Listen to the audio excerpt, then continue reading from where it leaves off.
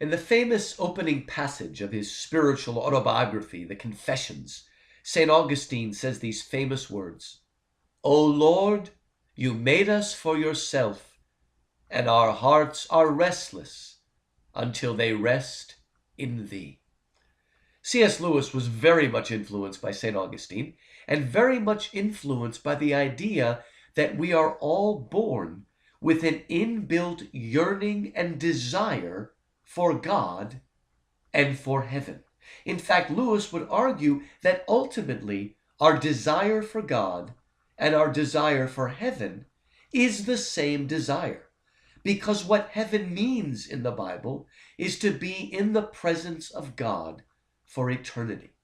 In fact, Lewis saw the existence of this desire for heaven as one of the great arguments for the existence of God and the supernatural world. Because if heaven and God and the supernatural did not exist, then what is the origin of that desire?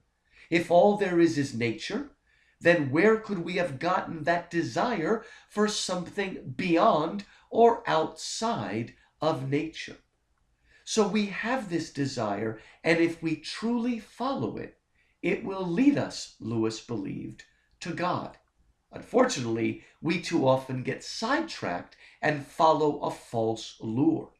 But if we stay true to the real desire God put in our heart and follow it, we will get to God.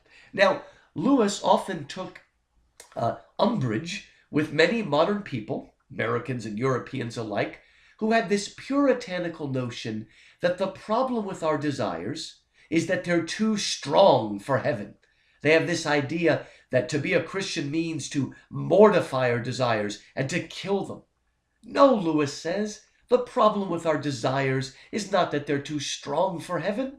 The problem with our desires is they're too weak for the thundering reality and passion and truth of heaven.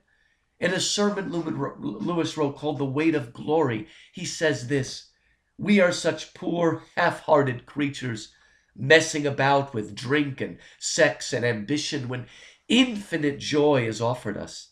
We are like an ignorant child who would prefer to go on making mud pies in a slum because he cannot possibly imagine what is meant by the offer of a holiday at the sea.